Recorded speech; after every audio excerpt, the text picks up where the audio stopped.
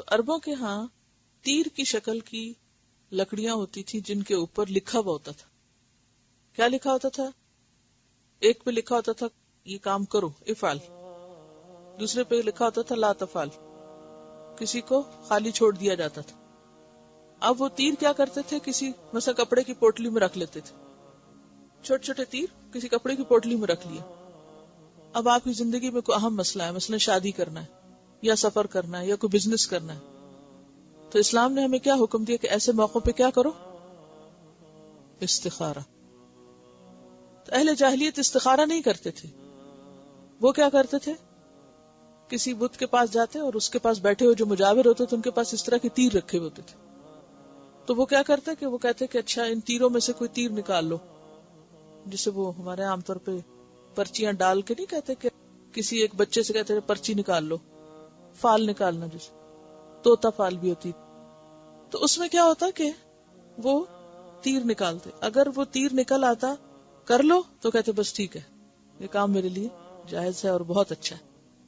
اگر وہ نکل آتا کہ نہیں کرو تو چاہے وہ کتنا ہی فائدے کا کام ہوتا اسے چھوڑ دیتے. توہمات پر شگون اور سپرسٹیشنز، کوئی حقیقت ہی نہیں اس کی بھی. وہ اس تیر نے کہاں سے آپ کو بتایا کہ یہ کام آپ کے لیے ٹھیک ہے یا نہیں؟ کوئی اللہ کا حکم تھوڑی اس میں لکھا ہوا ہے، تو آپ کے اپنے ہاتھوں نے لکھا ہوا اس کو.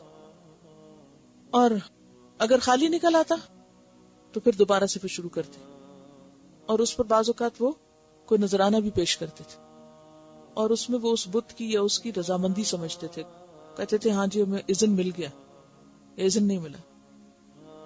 ابھی آپ دیکھیں مسلمانوں کے اندر بعض اوقات یہ بہت عام رواج ہے کہ وہ کسی نجومی کے پاس جاتے ہیں، پھر وہ ہندسوں سے لکیروں سے معلوم نہیں کہاں کہاں سے قسمت کے حال معلوم کرتے. بعض کو پرندوں سے، وہ پرندہ اس طرف اڑ کے گیا دائیں طرف تو کام ٹھیک ہے، اور بائیں طرف گیا تو ٹھیک نہیں. تو کوئی بھی قسم جس کے ذریعے لوگ غیب کا حال معلوم کرنے کی کوشش کریں، یہ سب منع ہے. استخارے کے بارے میں بھی لوگوں نے بعض اوقات اس کو غیب کا حال معلوم کرنے کا ذریعہ بنایا، وہ بات نہیں ہے.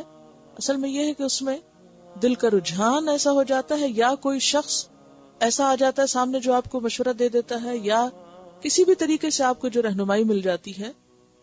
تو وہ کیا ہوتا ہے، مثلاً آپ استخارہ کر رہے ہیں اور آپ سوچتے ہیں میں یہ کام کروں یا نہ کروں، نفل پڑھ کے آپ بیٹھے، اتنے میں کوئی شخص آپ سے ملنے آ جاتا اور بغیر کسی کانٹیکسٹ کے وہ کوئی ایسی بات شروع کرتا ہے کہ جس میں بالکل وہی بات ہوتی ہے جس پہ آپ اللہ سے مشورہ چاہ رہے تھے. تو وہ شخص کیا بن جاتا ہے، ایک وسیلہ بن جاتا ہے، یہ ایک سبب بن جاتا ہے. بعض اوقات کوئی ایسی چیز پیش آ جاتی ہے، بعض اوقات ایسی بات کھل جاتی ہے کہ جو انسان کے لیے بالکل آؤٹ آف دا وے جا کر، اور بعض اوقات خواب آ جاتا ہے. خواب کا آنا شرط نہیں ہے، بعض لوگ اس کو ضروری سمجھتے ہیں، کوئی ضروری نہیں ہے، لیکن آ بھی سکتا ہے کیونکہ رہنمائی اللہ تعالیٰ مختلف طریقوں سے دیتا ہے نا. بعض اوقات آپ کیا کرتے ہیں کہ آپ اس کے بعد قرآن پاک پڑھ رہے ہوتے ہیں، اچانک اس میں کوئی ایسی چیز سامنے آ جاتی ہے، اللہ کا حکم سامنے آ جاتا ہے جو آپ کو بھولا ہوا ہوتا ہے کہ اچھا یہ تو قرآن پاک میں اللہ کا صاف حکم ہے، رشتہ داروں کو دو یا کچھ کرو، کئی چیزیں ہوتی ہیں. یا کوئی آپ ایسے بزنس شروع کرنے والے تھے جو اصلاً حلال نہیں تھا اور آپ کو یاد ہی نہیں تھا، بھولا ہوا تھا، اور اچانک آپ نے قرآن پاک میں جیسے مرد حضرات کا حکم مسجد جا کے نماز پڑھے، آپ نفل پڑھے، اتنے میں اٹھ کے اللہ اکبر کی اور امام نے جو آیات شروع کی اس میں واضح طور پر حکم پتہ چل گیا. تو وہ بھی کوئی کھیل تماشا نہیں ہوتا کہ اس میں سے کوئی جنتر منتر پتہ چل رہا ہوتا ہے، لیکن اللہ تعالیٰ کسی بھی طریقے سے آپ کو سمجھا سکتے ہیں، یا وہ کسی انسان کے ذریعے، کسی سبب اور کسی وسیلے کے ذریعے. تو بنیادی طور پر استخارے میں دعا آپ کیا کرتے ہیں کہ یا رب اگر یہ کام میرے حق میں اچھا ہے تو کیا کر دے، اس کو میرے لیے آسان کر دے اور اس کو برکت والا بنا دے، اور اگر یہ ٹھیک نہیں ہے تو اسے مجھ سے پھیر دے اور مجھے اس سے پھیر دے، اور جہاں خیر ہے مجھے وہاں لے جا. تو کیا ہوتا ہے، وہ کام نہیں ہوتا. پھر آپ کہتے نہیں وہ استخارہ کیا تھا مجھے سمجھ ہی نہیں آ رہی. سمجھ یہی تو آئے کہ ہو گیا کام تو ٹھیک ہے، نہیں ہوا تو نہیں.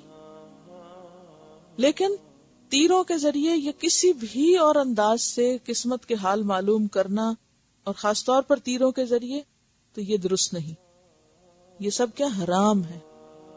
اچھا بعض اوقات ایسا ہوتا ہے استخارہ کرنے کے بعد بھی آپ کے لیے وہ حالات جو ہیں وہ الٹ ہو جاتے ہیں کہ زندگی میں اپس اینڈ ڈاؤنس تو ہیں، پھر آپ کیا کہتے ہیں استخارے سے شکوہ کرنے لگتے ہیں.